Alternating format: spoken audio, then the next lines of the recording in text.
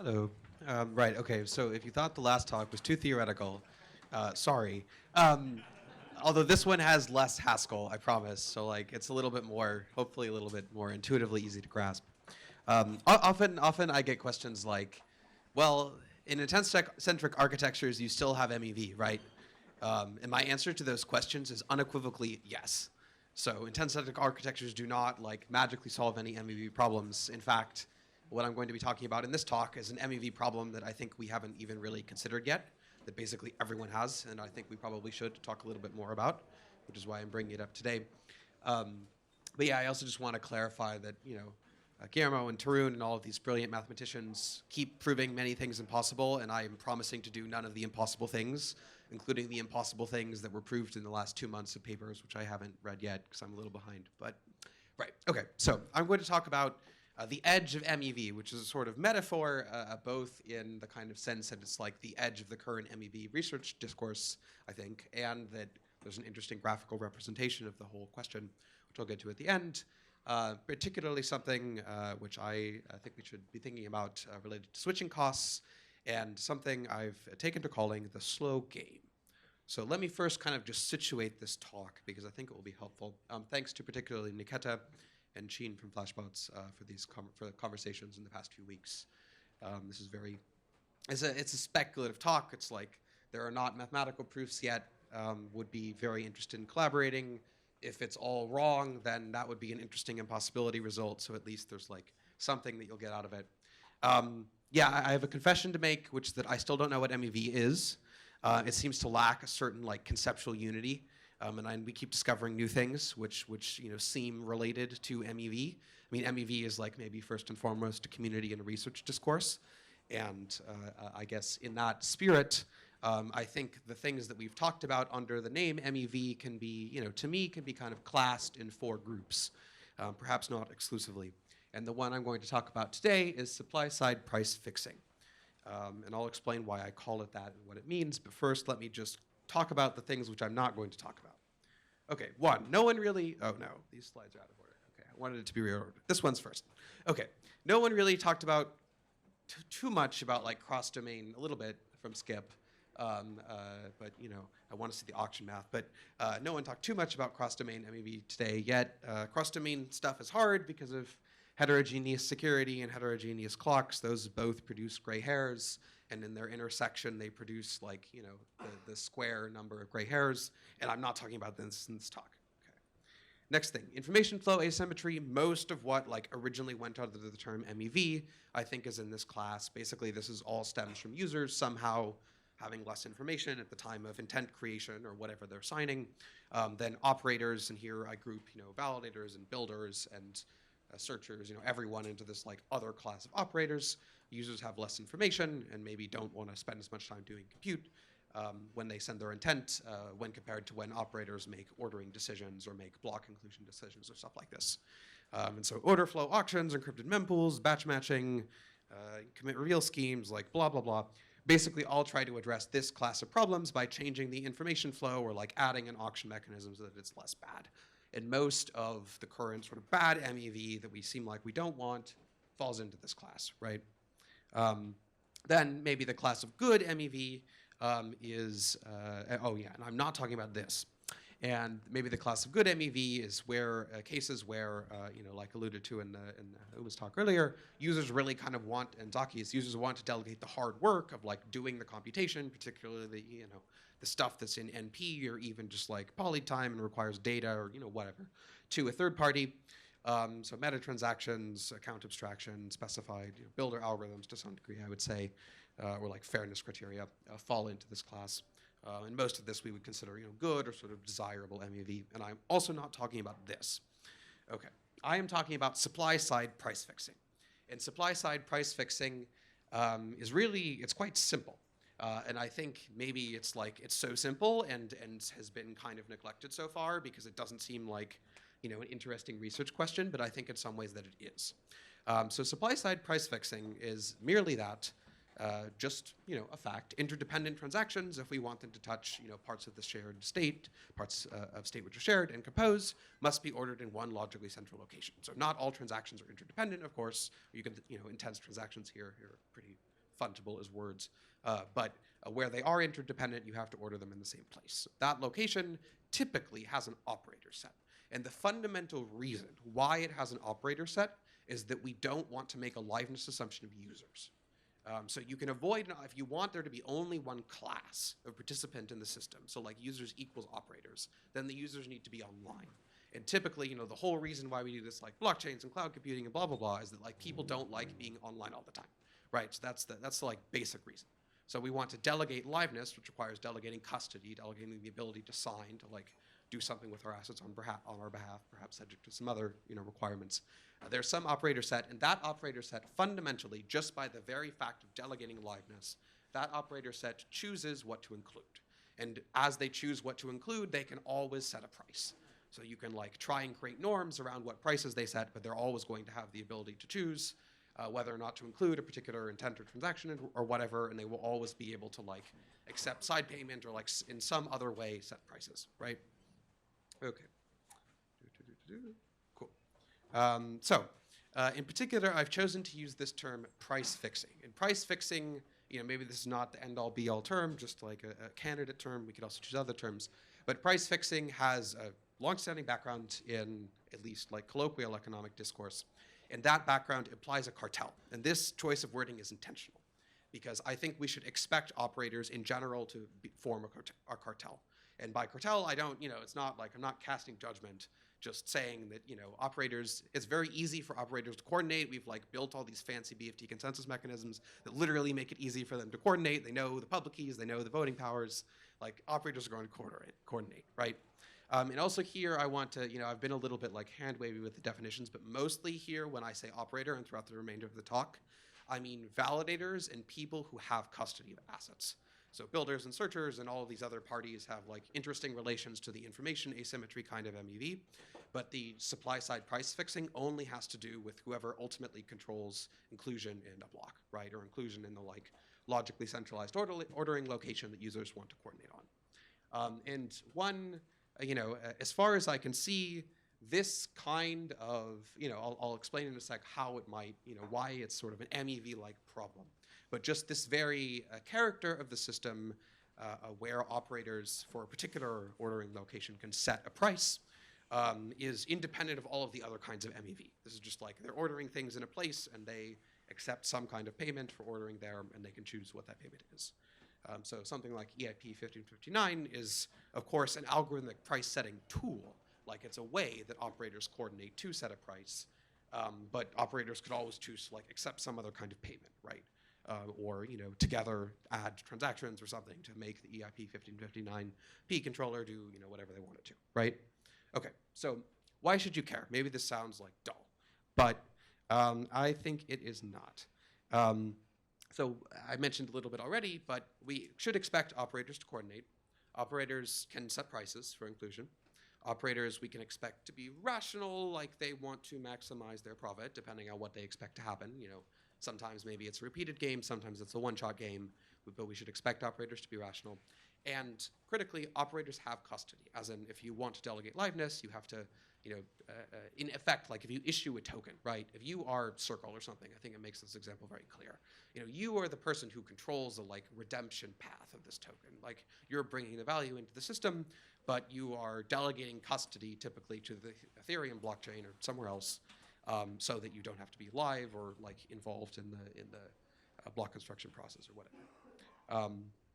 And I think this is important because there are a lot of reasons to expect that users kind of need or want to agree on where they order things or where they order particular kinds of transactions.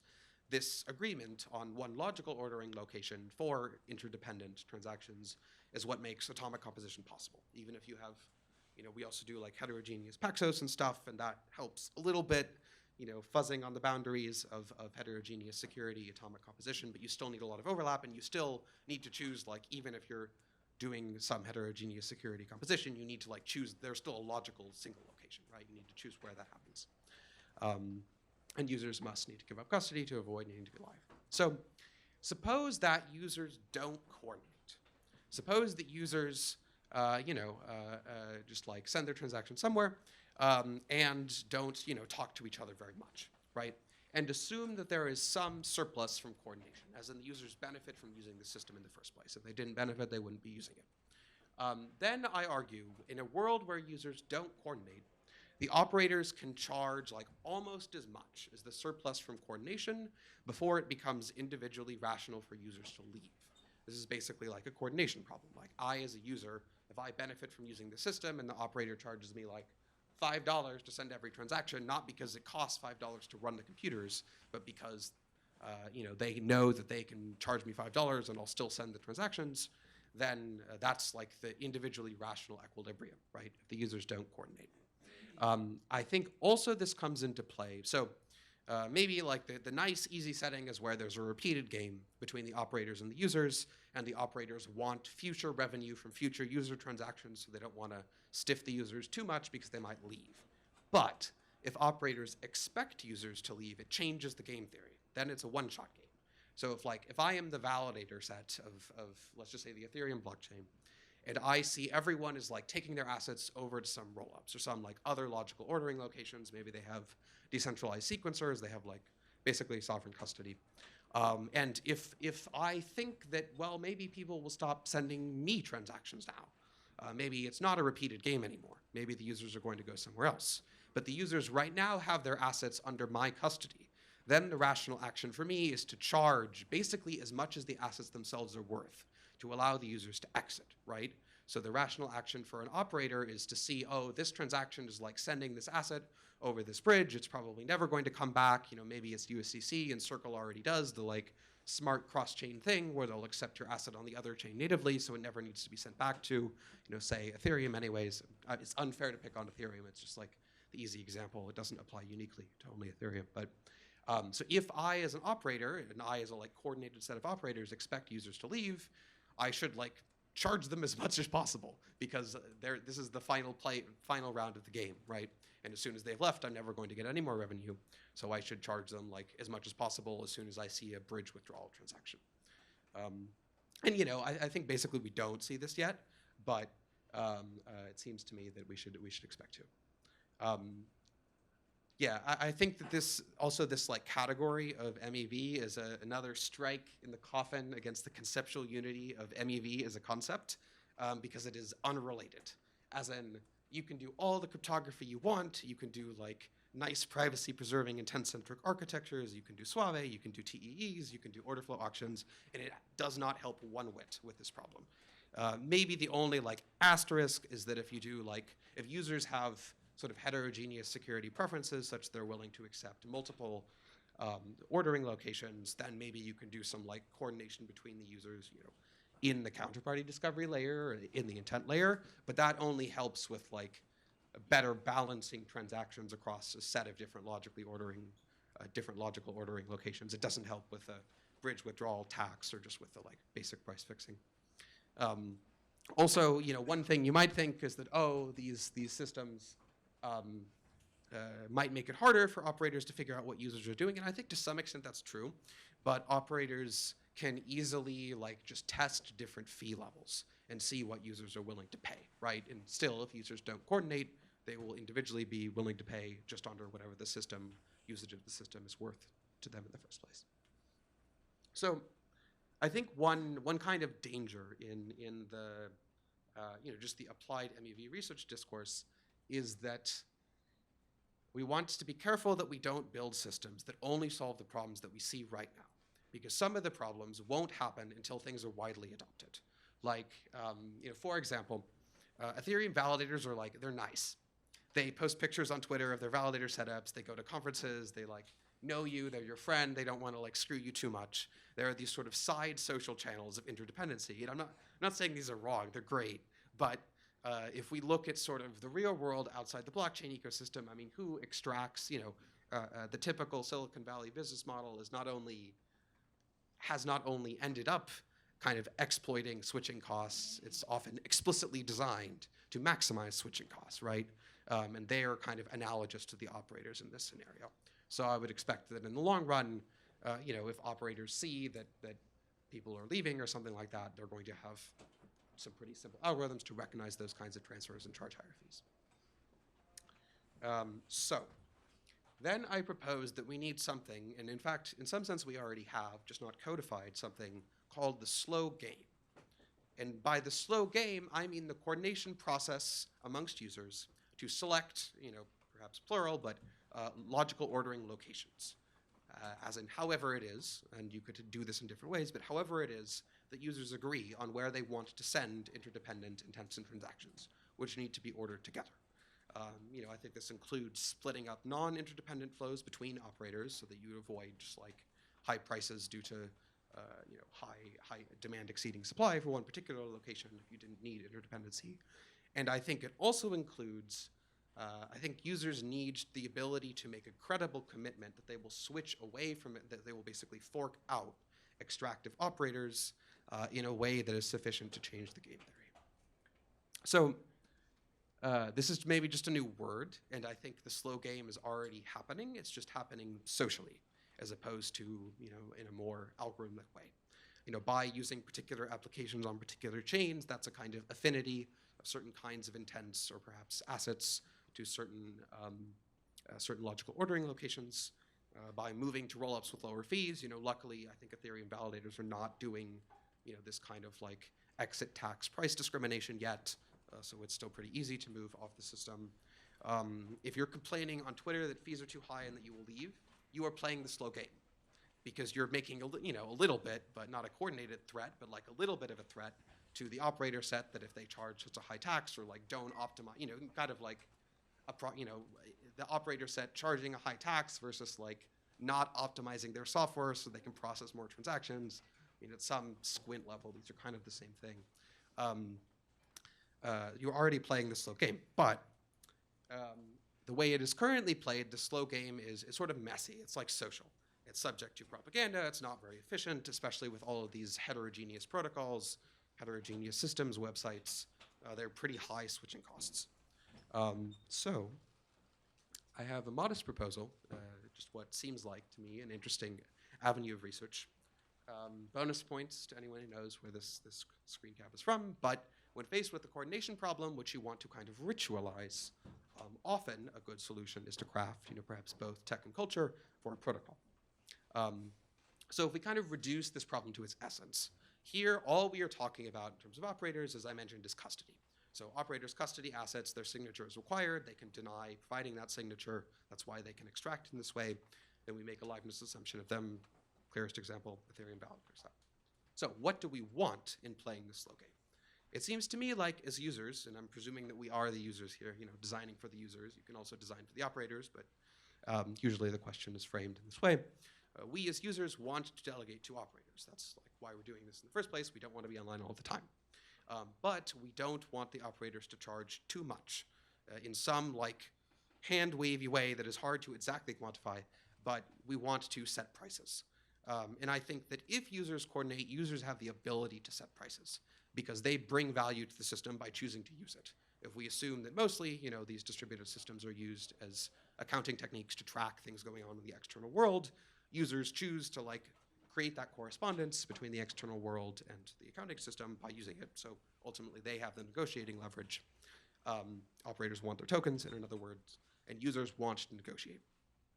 And I think users could do this by periodically demonstrating the credible ability to coordinate and potentially like agreeing on or negotiating prices to pay operators. And in particular, I think in order to avoid this like bridge exit tax problem, users need to be able to make credible commitments that they will fork out any operators trying to extract value at exit. Great news is that we perhaps don't need to invent anything super complicated to solve this because we're already working on this research field that includes consensus protocols. So what if we just run consensus but slowly?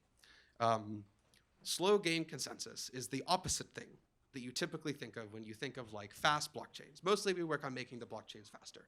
We work on like optimizing transaction processing. We have like, I don't know, Solana validators probably optimize their data center co-locations. Like, I'm just guessing here. Slow game consensus does not care about this.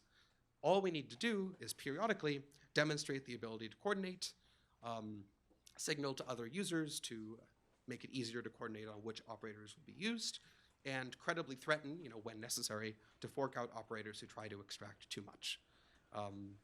And perhaps like setting price guidelines and stuff will just make things more efficient. Yeah, so the slow game is slow. There are consensus protocols typically have at least n squared message latency. Running consensus amongst, we're talking about millions of users, billions of users. That's not going to happen in 10 seconds. Like, we're talking days. And we'll need a bunch of cryptographic techniques like BLS signature aggregation. We probably don't want a proposer. We just want to like aggregate individual data. But that's fine. The slow game can be slow. It could be daily, monthly, even less frequently. Users and operators typically, apart from the kind of like exit case, users and operators are in a repeated game. Operators want future revenue. So all users need to do is like condition that future revenue on them not setting prices too high. And then, any operators who want to show up and claim that revenue can do so. If the users set it too low, no operators will come. They can kind of iterate on the negotiation until they get to a mutually agreeable level. I mean, I think I don't, discuss the kind of particular economics, but I think the concept of like a solver DAO or a builder DAO is sort of very relevant to this. Like if you expect operators to coordinate as a class, and perhaps there's some composition, subgroup coordination within there, but that class and users as a class are going to end up negotiating. In particular, I also think it's helpful to have the ability to run this slow game consensus on demand. So suppose that like next week, the Ethereum validator set decides that, oh shit, they're screwed, everyone's going to move to the bridges and they're going to move to the rollups and they're never going to come back. And they decide to like set all of your bridge withdrawal prices at 95% of the tokens. So if you want to withdraw to Arbitrum or Optimism or zkSync or some of the other rollups, they will say, oh, like ERC20.transfer, you must give 0.95 of your transfer to me, the validator. And maybe it's like socially distributed amongst the validators, right? And in order to deal with this, we need the ability to like run this slow game on demand. Or at least we need to like demonstrate that we could do so, such that if validators try to do that, you can run the slow game and basically agree to basically what you would do is you would agree to copy the state of this particular location and change the operators. So you would copy like the entire state of the Ethereum blockchain. That's the accounting history that you want to preserve, who owns what token, stuff like this. That's like, the valuable history embedded into the system.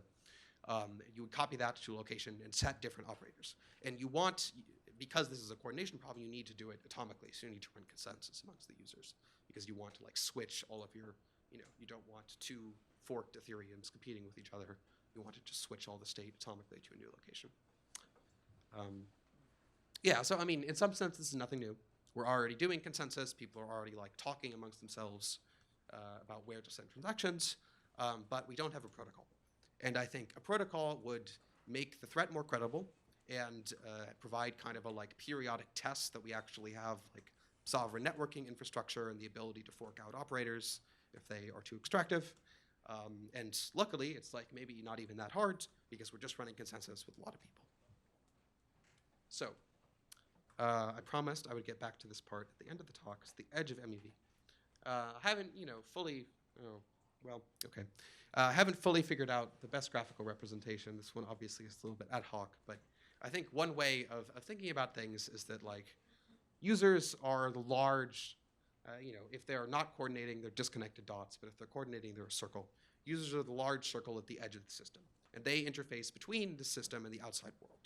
And they ultimately control, if they coordinate, they control, the constraints over what can happen inside the system, right?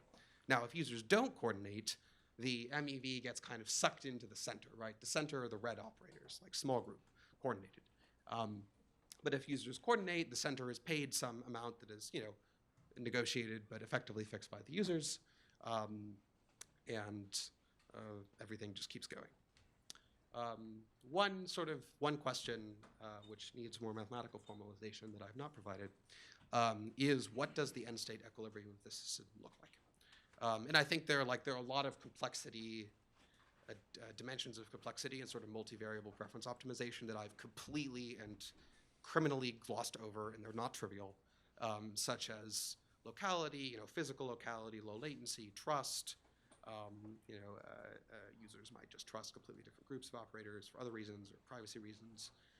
But in general, I think we want to and kind of should aim to move towards a system where users coordinate, and in their coordination, they set, or perhaps with several rounds of negotiation, a fixed margin for operators. And users here, we're assuming have multiple variables that they care about. So they might not want like race to the bottom margin competition for certain reasons. In particular, users might want resilience of operator sets. And if you put everyone in race to the bottom margin competition, to some extent, you're going to select against resilience. So users may want to like include more variables in how they select operators, basically. But still, I think you would probably expect that prices will go down slowly over time as compute gets cheaper, as the protocols become more standardized, as the system just becomes like more streamlined. And it seems to me like if you can reach this equilibrium, everyone is like roughly happy. Like some operators are paid some like constant cost. It's like a multiple of their hardware costs, networking costs, bandwidth costs. Users still have control over the system. And no more than like some finite amount of MEV, quote unquote, in this sense, is extracted by the operator class. But I think if we don't have this credible coordination game, even if we solve all the other MEV problems, it's going to be a big deal, especially once operators realize that, like, to some extent, people are paying them because their assets are custody, not because they like explicitly trust the Ethereum validator set. And the sort of, as protocols standardize, the market for operators just by default becomes more competitive. So one area of collaboration that we're interested in is like reasoning about this in some more formal ways than I did in this talk. 3 takeaways. If you only remember 3 things, remember these 3 things. 1, MEV is more than information asymmetry, order flow, compute delegation, or even cross-domain concerns. Part of MEV is just fundamentally about delegation of custody. And it will happen if users, or there is the potential for extraction if users don't coordinate. We haven't seen this part of MEV yet in the world, but I think that we probably will. And it's like it's a very dangerous kind because you usually don't see it before a system becomes extremely embedded. But once a system is extremely embedded, it's like where the extraction happens. And if the switching costs are too high and users don't coordinate, we see this with like the real world where, Google has like physical fiber lines. I don't know. Like if your adversary ends up controlling the physical network infrastructure, you're SOL. Like that's the end. So you want to design against this before it happens by accident.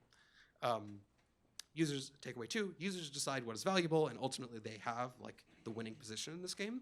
But in order to prevent the operators to whom they delegate custody and agency from extracting that value, users must coordinate, and coordination requires consensus, social or otherwise. Slow game consensus doesn't need to be fast, it just needs to be credible, and a credible commitment, I think, is enough to change the equilibrium. Thanks. That's it.